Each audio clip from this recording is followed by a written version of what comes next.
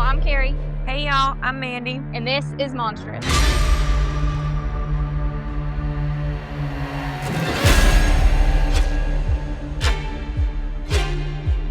This episode contains language and topics that may not be suitable for all listeners and topics that may be triggering to some. Listener discretion is advised.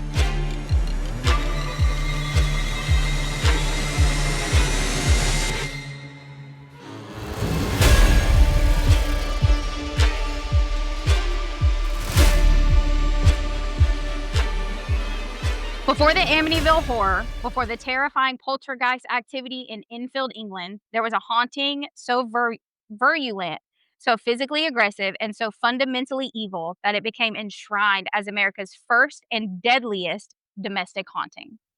Ooh. This spirit didn't just knock on walls or slam doors. It spoke, it mocked, it physically tortured an entire family, and ultimately, it claimed a life. It is the only well-documented case in history where a non-human entity was cited as the cause of death. So, welcome back to Monstrous for yet another spooky season episode. For our new listeners here on our pod, we dissect the world's horrors, the real-life monsters, the truly abnormal phenomena, and the terrifyingly questionable tales that defy explanation. Now, as we all know, spooky season is nearly over. I can't believe it. I know. It's crazy. It's like it just started. And we got to end it on a strong note. So before we move on, I have to give a huge thank you for this week's suggestion from my Uncle Robert. Nice. Sent it to me, told me we had to do it. I looked into it. We can't finish out this season without this one. Nice. So to truly understand this terror, we have to travel back over 200 years to the untamed young state of Tennessee.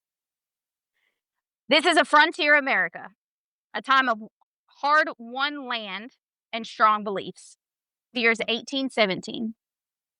The setting is a prosperous family farm in a place known as Adams, and the terror is known by a simple, sinister name, the Bell Witch. We made a movie on this, didn't they? No. There's movies that are derived from it. Okay, that's what I was thinking. So what makes the Bell Witch so unique is that it was not merely a residential haunting or a sad, confused ghost. This entity, which named itself Kate, allegedly the vengeful spirit of a bitter neighbor, Kate Batts. She was intelligent, malevolent, and goal-oriented. It targeted John Bell, the patriarch, with surgical precision, leaving everyone around him in a state of terror and bewilderment.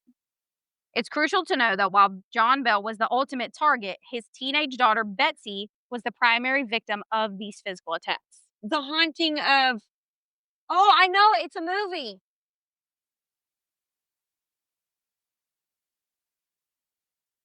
The Haunting... Oh, I'll think it is. I know exactly what you're talking about. Fuck. You were like so proud of yourself for a whole 5 seconds. Yeah, because the more I kept listening to it, I was like, I know what this movie is. It'll come to you the farther we get into it. That is so funny. Okay, sorry, y'all. It's okay. All right, so Betsy was slapped, pinched, and scratched until her skin became raw. It shouted hymns, and it openly declared its ultimate plan, to kill John Bell.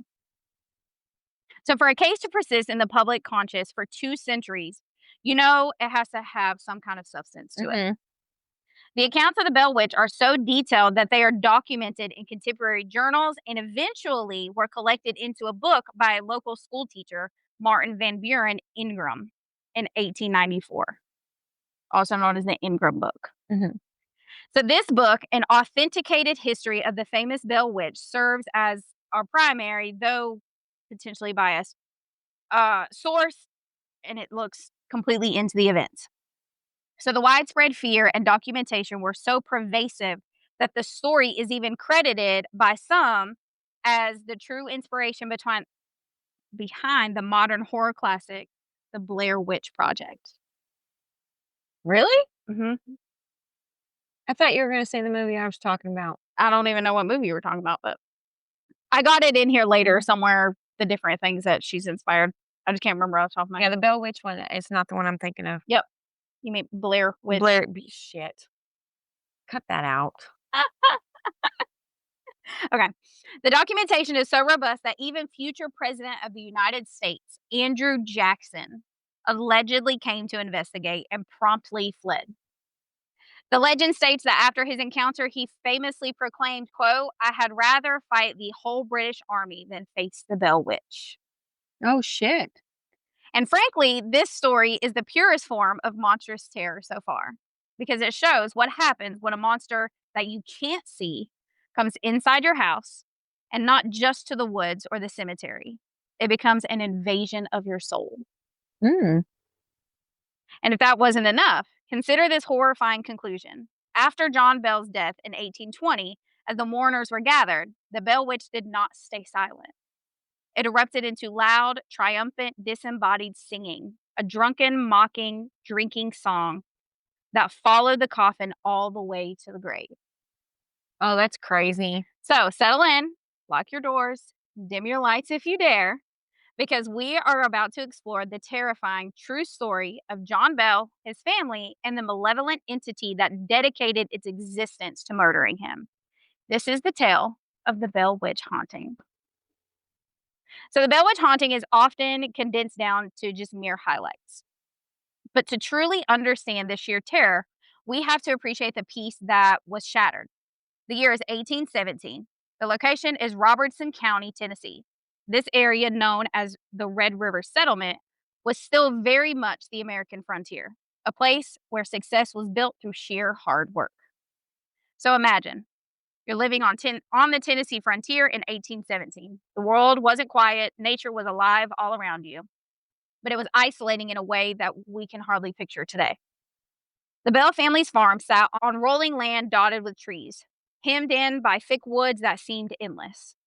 The dirt paths leading to town were little more than ragged ruts. When the sun went down, the woods swallowed the light, and night became absolute. Families like the Bells lived in constant tension with their environment. A bad harvest could mean hunger.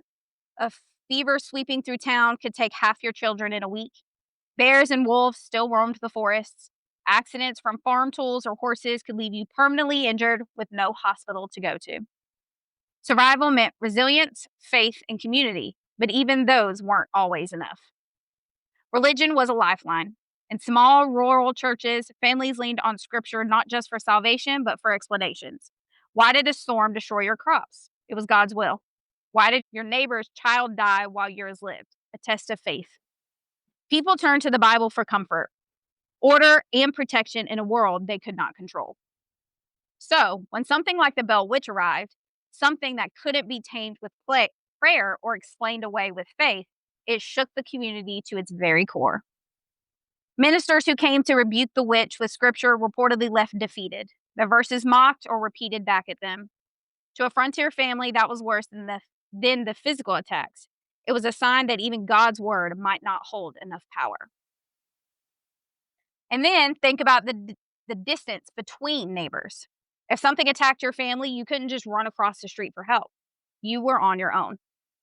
Every creak of your log cabin, every gust of wind rattling the shutters might set your heart racing because you knew there was no one to call.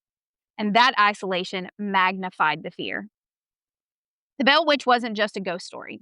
On the frontier, it was proof that no matter how hard you worked, how faithful you prayed, or how strong your community was, you were never fully safe. So, it's the early 1800s Tennessee frontier. Isolated homesteads, long nights without light, and a culture where religion and superstition mixed freely. For settlers, the world was alive with unseen forces. If crops failed, it could be the devil's work. If cattle grew sick, maybe someone had cursed them.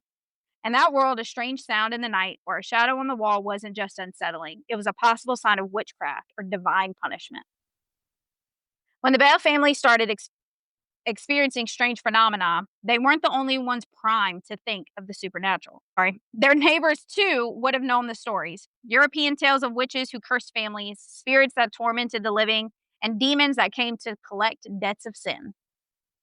Against that backdrop, the events of the Bell farm weren't just frightening. They were confirmation that the darkness people feared really did walk among them. The patriarch of our story, like I said, is John Bell Sr. He was born in North Carolina, and he was a deeply respected man of 67 years old. He was a successful farmer and a pillar of the community. He served actively in the local church community as well.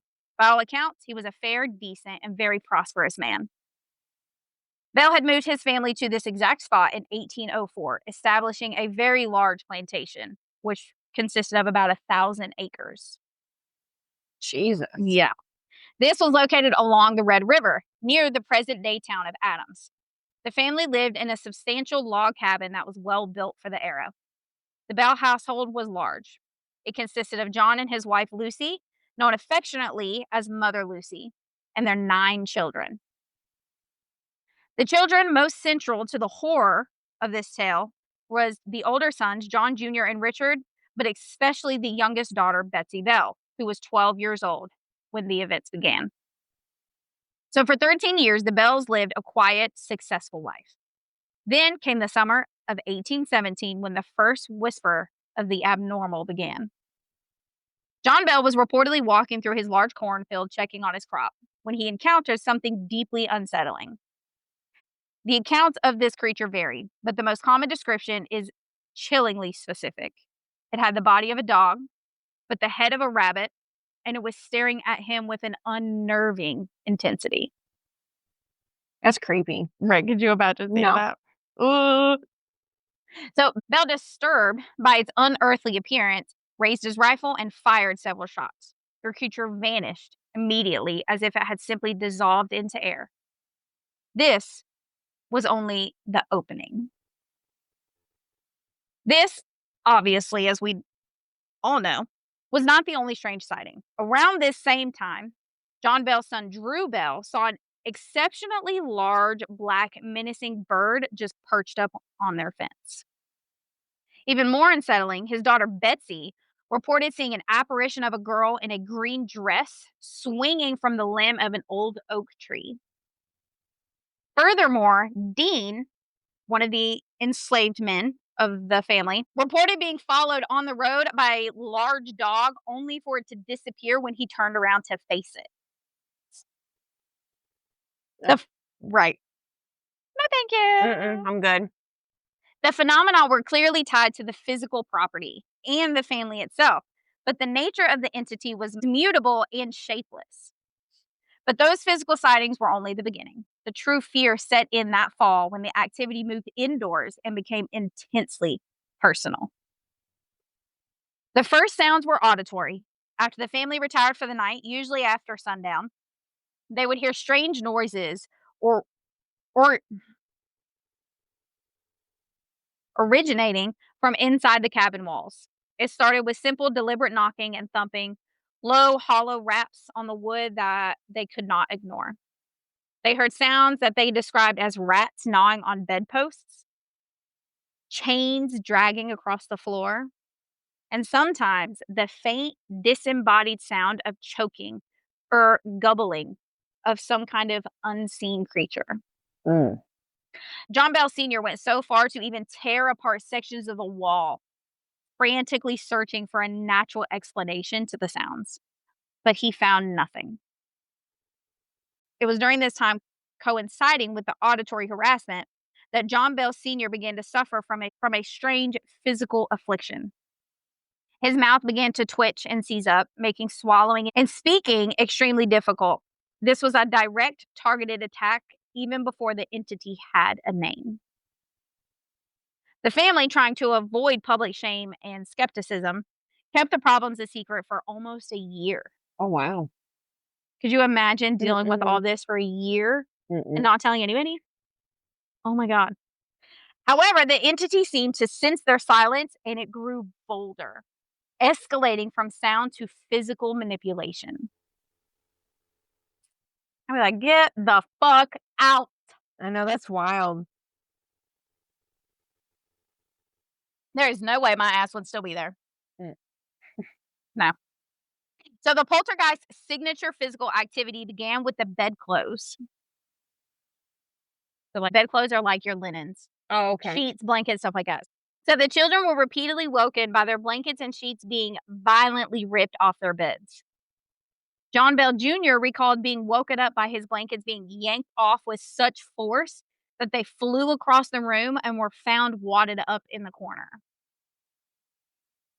Yeah. Mm. Yeah. Then here's a detail that speaks to its vicious personality of the entity. Entity quickly developed a disturbing sense of humor.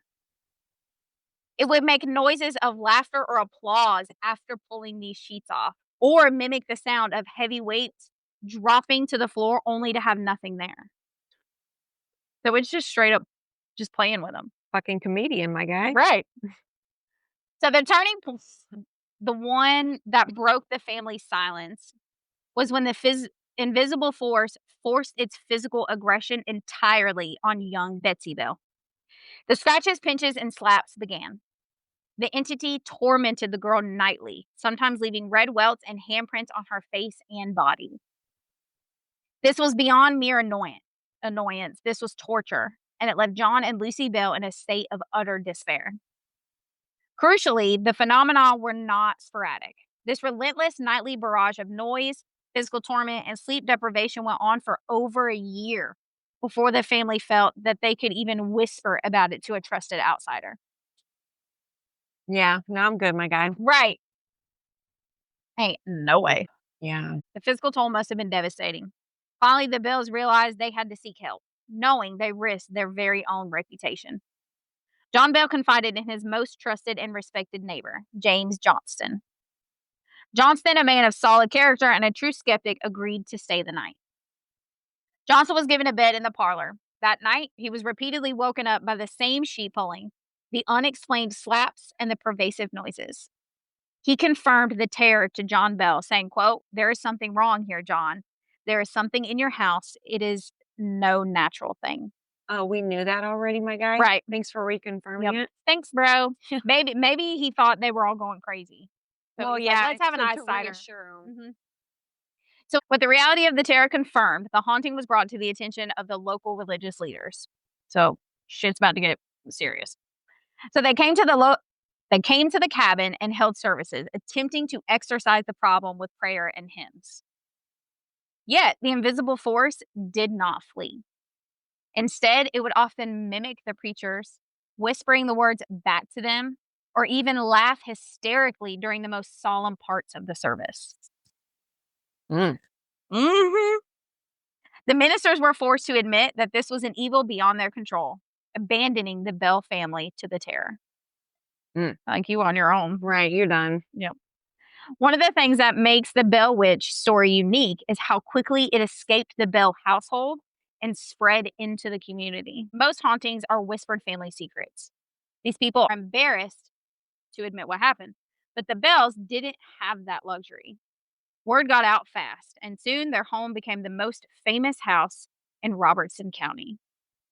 Neighbors came first, curious, skeptical, or even maybe just nosy. But it wasn't long before word spread across the entire region. Wagons lined up along the dirt road leading to the Bell farm. Visitors packed into the house, crowding the parlor and bedrooms, hoping to hear the witch for themselves. Imagine the scene, okay? Imagination cap on. Got it. Kerosene lamps flickering, neighbors shoulder to shoulder, conversations hushed as they waited. And then the voice, sometimes singing, sometimes mocking, sometimes repeating scripture. People gasped, crossed themselves, or shouted questions at the darkness. For some, the haunting became a kind of spectacle. They dared the witch to reveal secrets, laughed nervously at her sharp wit, and even treated it like entertainment. Others left the Bell home shaken, convinced they had just encountered the devil himself. Should I bet? So, of course, skeptics were there too, because they always are. Some whispered that the Bells were faking it, staging the haunting for attention. Maybe they wanted notoriety, or maybe it was a ploy for money. But those same skeptics often walked away silent, their disbelief shattered after hearing the disembodied voice or witnessing Betsy's torment firsthand. This haunting divided the community. Some people rallied around the Bells, convinced that they were being punished by a supernatural force. Others distanced themselves, fearful that even visiting the farm might bring Kate's wrath into their own homes. And yet, no matter how afraid they were, people still kept coming. Fear and fascination went hand in hand, fueling this legend. The Bell Witch wasn't just a haunting, it became a community event, part theater, part warning, and part obsession. And that's one reason why her legend still lives on today. What made the Bell Witch so terrifying wasn't just the violence, it was the intelligence. She wasn't a random bump in the night, but a presence that seemed to know things, to think, and to plan. And even sometimes she weaponized those things in ways that shook people to their very core. Neighbors claimed the witch could mimic voices perfectly. So imagine sitting by the fire when suddenly you hear your mother's voice calling to you from another room, only to find that she had not spoken a word. Or worse, to hear the voice of a loved one long dead whispering your name in the dark. That would be creepy. Right. That would, no, I'm done. Yeah. Yeah. Time to move on. Not it. For sale sign in the yard. We're done. Yeah, it's a wrap. Yeah. I'm good.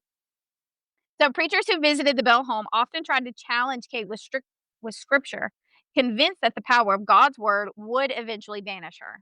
But instead of retreating, she just mocked them. Sometimes by finishing their verses before they could, other times by twisting their words into cruel parodies. One minister had reportedly left in tears, saying that he had never felt so powerless in his faith. Then there were the games. Visitors might ask Kate to reveal secrets, things only their families could know. And she would answer flawlessly, often humiliating them in the process. She revealed infidelities, debts, and private arguments, all with a cruel sense of delight. So this wasn't just a haunting, it was psychological warfare. Kate made people feel small, vulnerable, and watched. And perhaps most disturbingly, she seemed to enjoy every moment of it. This became a grotesque kind of entertainment. People came for the same reason that we slow down at car crashes or watch horror movies. They wanted to feel that mix of fear and awe. And some left convinced they'd encountered the devil, while others laughed nervously and told themselves it was all just a clever trick. But the fact remained they all had heard something. And in a small, tight knit community, the Bell Witch transformed from a family's local nightmare into a county wide obsession. So now the secret of the Bell's family torment was out. And with the public attention, the entity seemed to draw strength, poised for its most terrifying manifestation yet.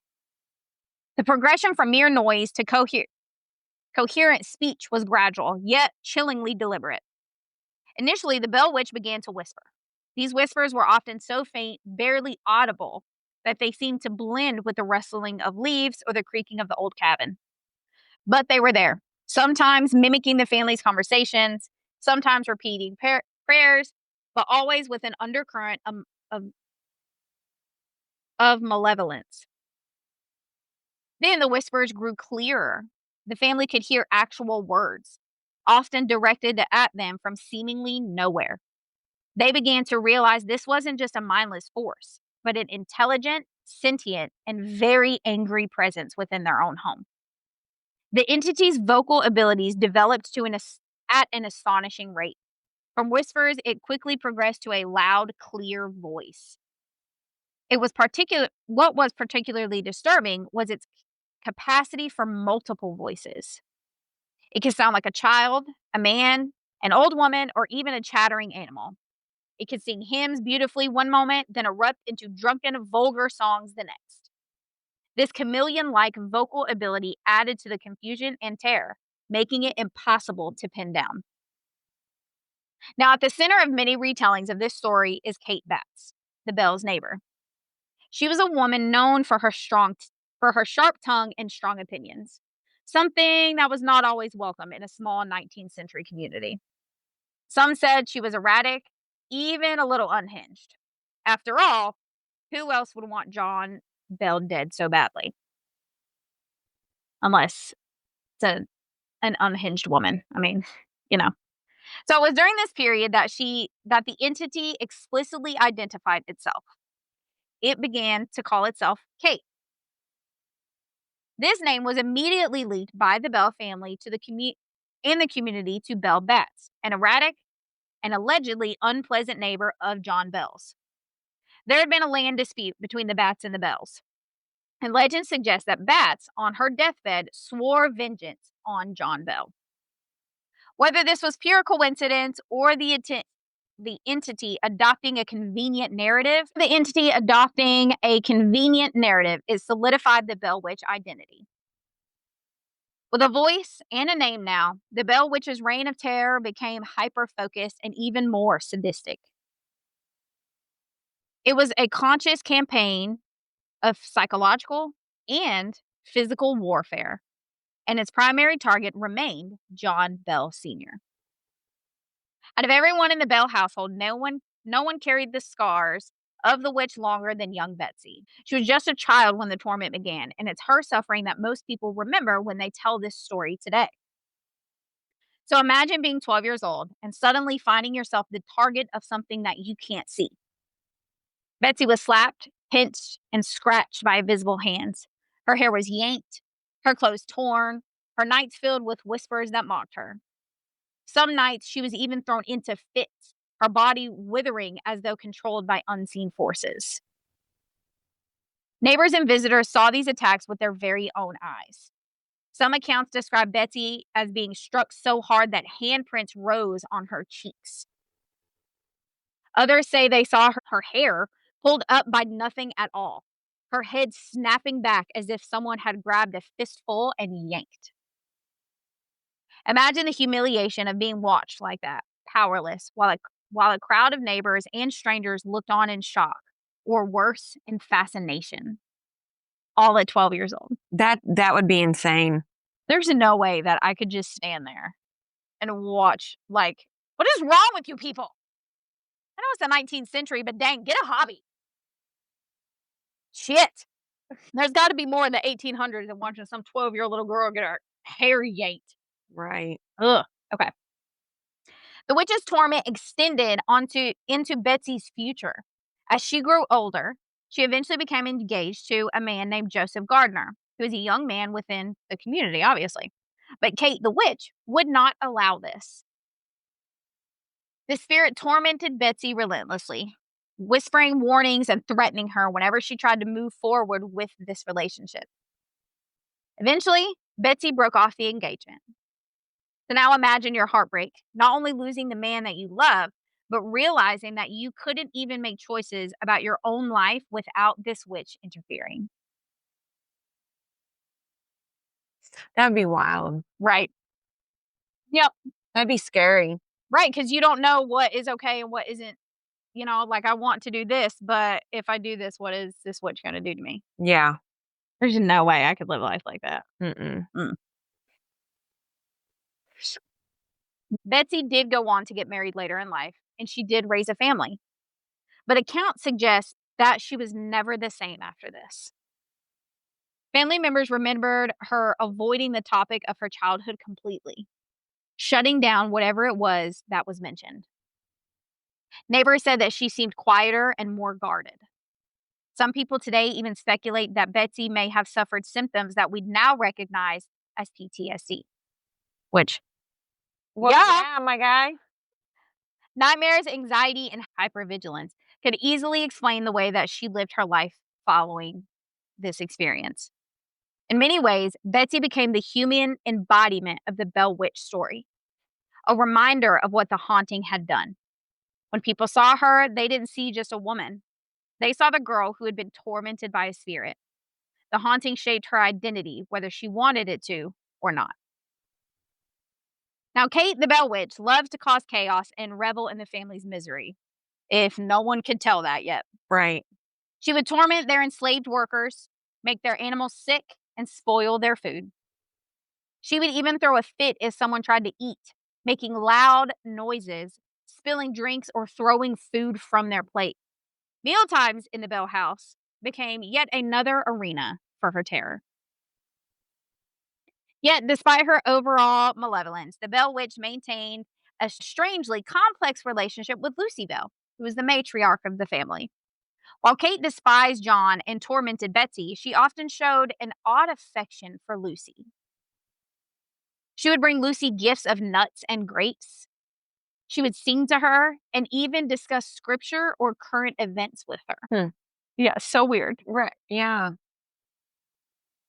So, this strange duality, pure evil toward the patriarch and the bizarre tenderness toward the matriarch, is one of the most confusing and unsettling aspects of this entire case, proving the Bell Witch chose her victims. She chose her favorites with a very chilling amount of calculation.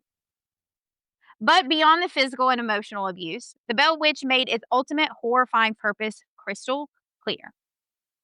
It intended to torment and ultimately kill John Bell. It stated this openly, repeatedly, and with chilling conviction. Kate would follow John Bell everywhere. When he tried to rest, she would pinch and scratch him. When he tried to eat, she would make his food inedible. His already existing mouth affliction, the twitching and inability to swallow, worsened considerably under her constant barrage. She would comment on his illness, mocking his suffering and reminding him that she was in control. The Bell Witch also demonstrated an eerie ominence. She knew secrets, future events, and even thoughts. She would revel in private conversations held miles away, or accurately predict when visitors would arrive and what they would say when they did. This supernatural knowledge terrified the community even more than her physical attacks did, cementing her reputation as an entity of immense and malicious power. Adding to the psychological torture was the witch's complete disregard for physical space. She was often heard accompanying members of the family who left the farm, singing or talking to them as they rode or walked miles away, to then only return to the cabin instantly. That's crazy. So it's like she could be in two places at once. Right. Super weird. Yeah, I don't know about that. So this proved that to the Bells that there was no escape, no sanctuary, and no distance that could save them from her malice presence. And while her voice was active inside the cabin, the physical disturbances outside the cabin were also rampant. Witnesses often reporting hearing the sounds of chains dragging through the yard or the crack of an invisible whip. More terrifyingly, stones would often rain down on the house, particularly on the roof or against the window panes, forcing the family to stay indoors under constant siege. Like a scene from Carrie. Yeah. That's wild. The haunting's reputation became so widespread and so undeniable that it attracted the attention of one of the most powerful and ruthless men in the young nation, General Andrew Jackson, who would later become the 7th U.S. president. Jackson was a renowned Indian fighter and a man who famously feared nothing. He arrived at the Bell Farm with a huge military party, determined to use force if necessary. Which, I'm not sure what kind of force you're going to use, but you do you, my guy. Right. So according to this lore, before Jackson's party even reached the cabin, their wagon stalled. The horses refused to move. And when the soldiers tried to push them, the invisible entity, Kate, announced clearly, quote, "General Jackson, I hear you have come to investigate me. You may proceed, but you will leave when I say you will leave." Okay, girl. Right? Period. Right. Clock it. You can come, but when it's time to go, it's time to go. Okay, this is my house. Yeah. So one of Jackson's soldiers, a seasoned veteran, allegedly pulled out his pistol, swearing he would kill the witch, only for the witch to strike him repeatedly.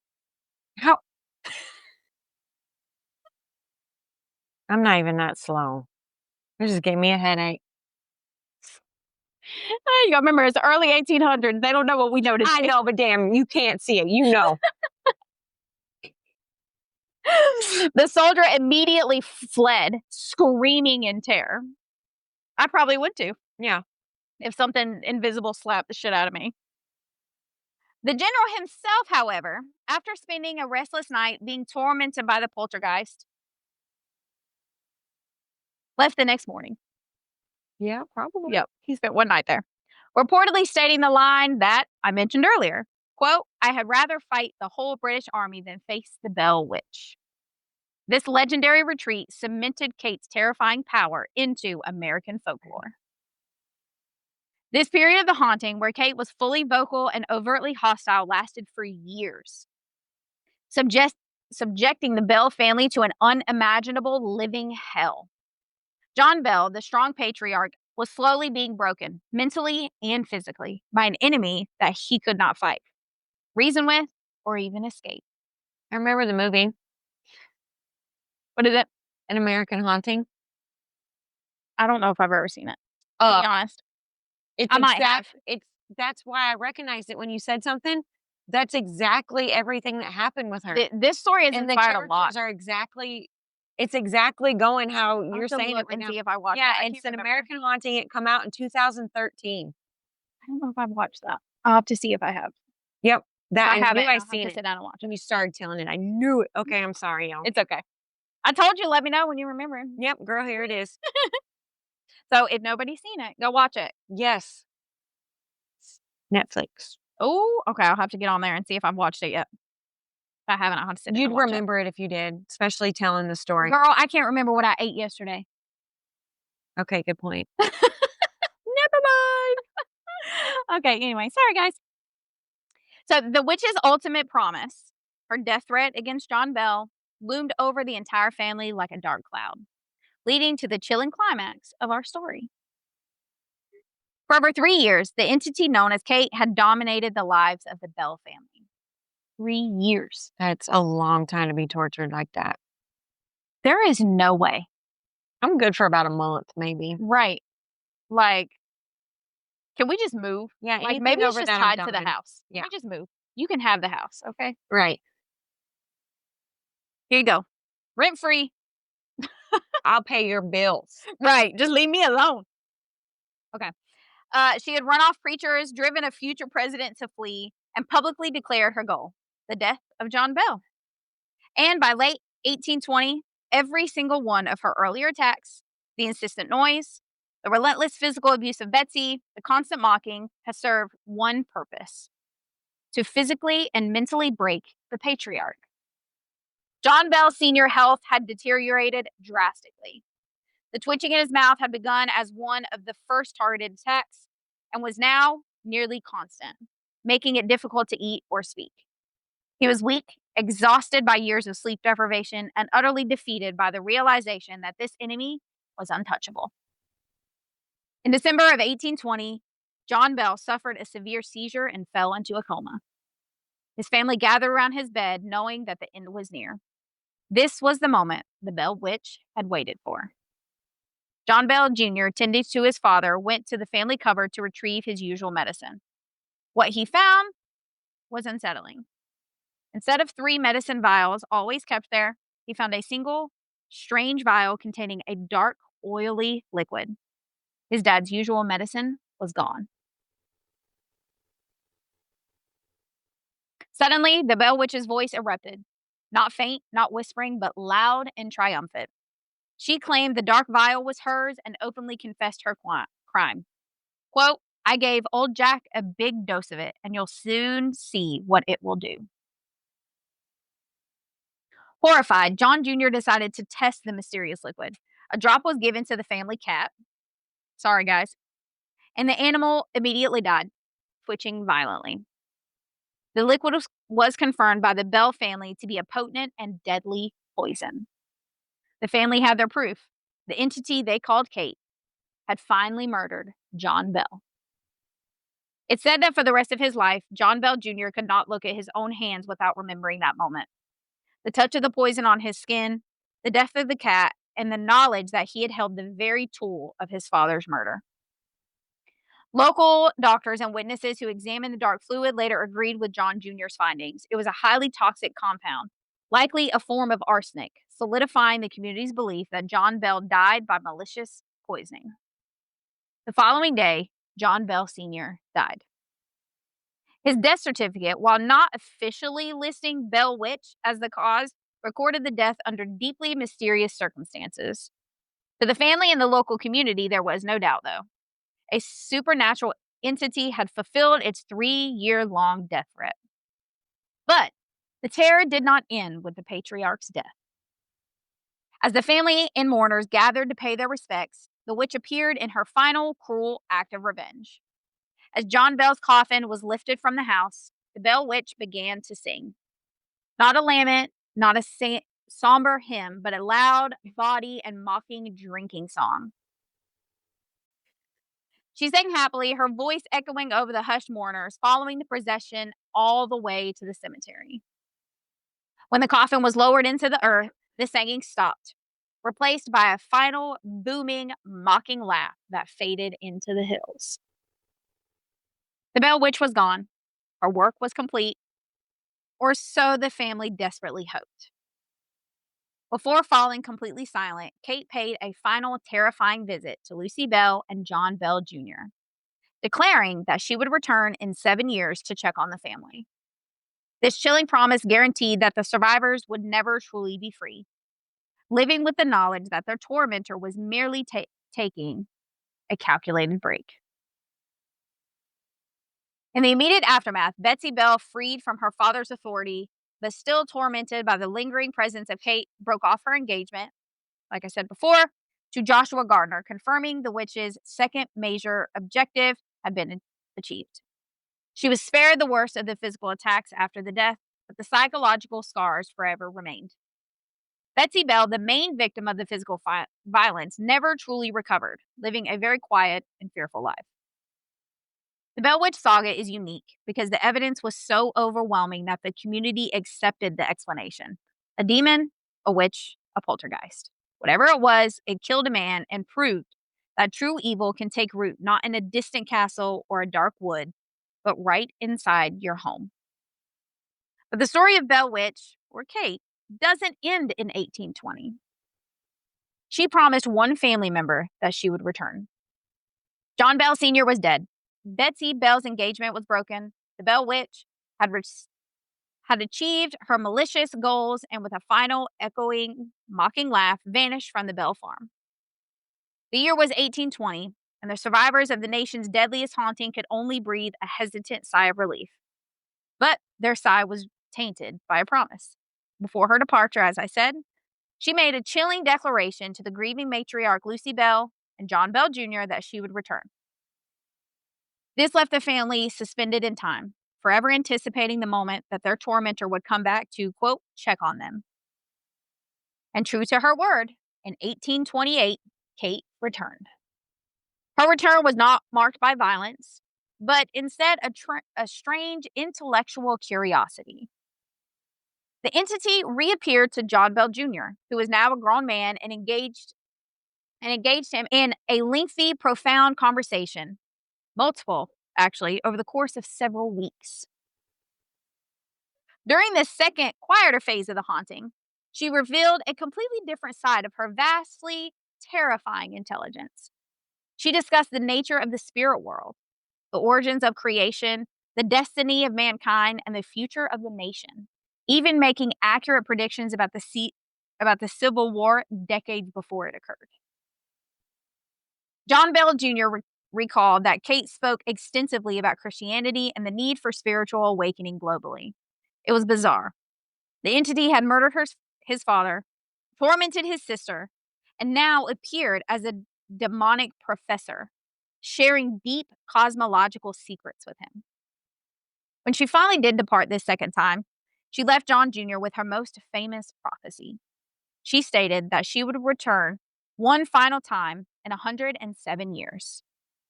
This promise made in 1828 set a specific date on the calendar for future generations, 1935.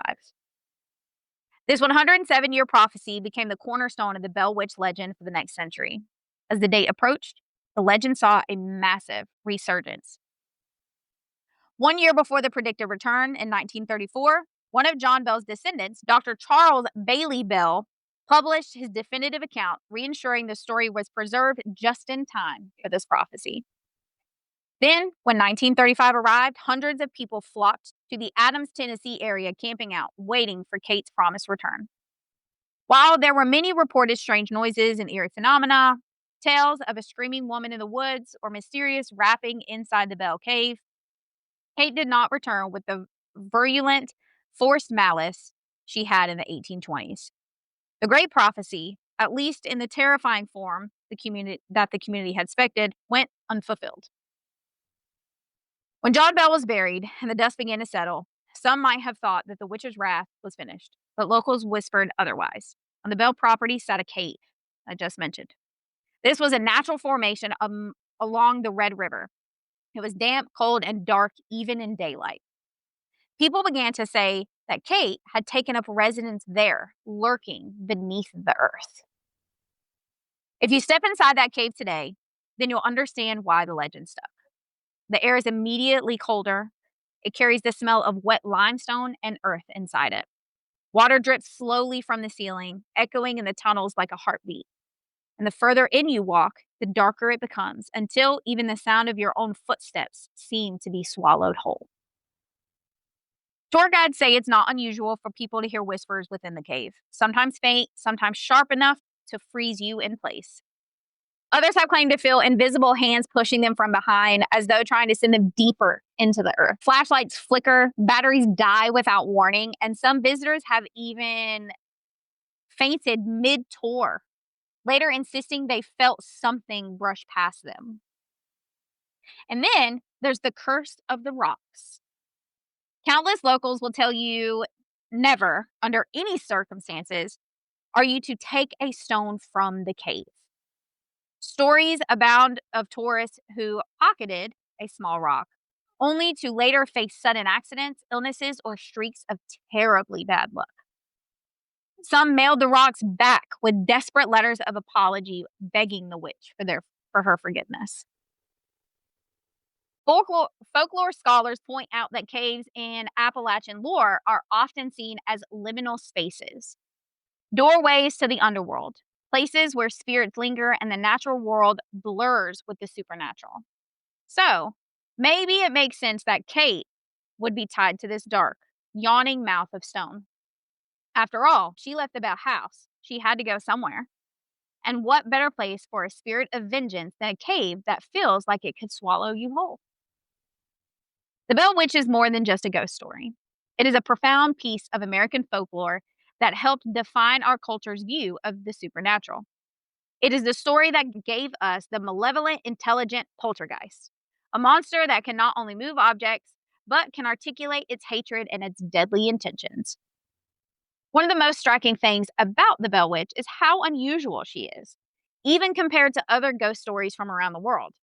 Most hauntings follow a very similar pattern: footsteps in the night, cold spots, shadowy figures, etc. But Kate, she was different.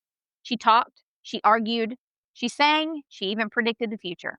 She tormented individuals physically and mentally. That puts her in her very own category. But if we step back, okay, and we compare, there are a few parallels. In the 1930s, on the Isle of Man, there was the famous Geff the Talking Mongoose, a spirit, or perhaps an animal, that supposedly spoke in a human voice and terrorized a family with its chatter. In Germany, centuries earlier, there were accounts of poltergeists that could mimic prayers or voices mocking their victims. In Ireland, the banshee was said to scream before a death, a parallel to Kate's prophecy of John Bell's demise. Closer to home, in Native American folklore, particularly from the Cherokee who lived in Tennessee before European settlers, includes tales of trickster spirits and shapeshifters who delighted in chaos and mischief. Some folklorists suggest Kate might have been a continuation of those stories, transformed through European American lenses into a Christianized witch. Then, in modern times, we have EVPs. Paranormal investigators today use recorders to capture ghostly voices, and that's what these EVPs are. They then play back whispers, cries, or phrases that they insist are messages from the beyond. Kate, in a way, was the original EVP. She didn't need technology to make sure that her voice was heard. What sets this one apart is her personality. She wasn't just a noise in the dark. She was intelligent, cunning, manipulative, and cruel. She wasn't a passive ghost. She was an active tormentor. And that's why when we line her up against other spirits from folklore around the world, she significantly stands out. She wasn't content to haunt, she wanted to dominate. Now, before we conclude, it is worth noting that modern analysis of the haunting often rejects the Kate Batts theory. The most popular alternative theory today suggests that the entity was either a Native American elemental spirit attached to the land, or perhaps the most unsettling theory for skeptics, that Betsy Bell herself suffered from a severe, untreated psychological disorder that manifested as poltergeist activity. Schizophrenic. A classic case of focus transference, exacerbated by the traumatic environment. This is a story where the local doctors and lawyers failed, where the ministers were mocked, where a future president turned tail and fled, and where a man was poisoned by an entity that claimed to be a woman wronged in a land deal. We may never know if Kate Batts was truly the source of the curse, if it was a demon, or if it was simply a psychological breakdown driven by the extreme pressure of the time. But the legacy is undeniable. The chilling question remains: if a vengeful spirit can be so focused, so malicious, and so powerful that it can fulfill a 3-year-long death threat, what is the limit of its power?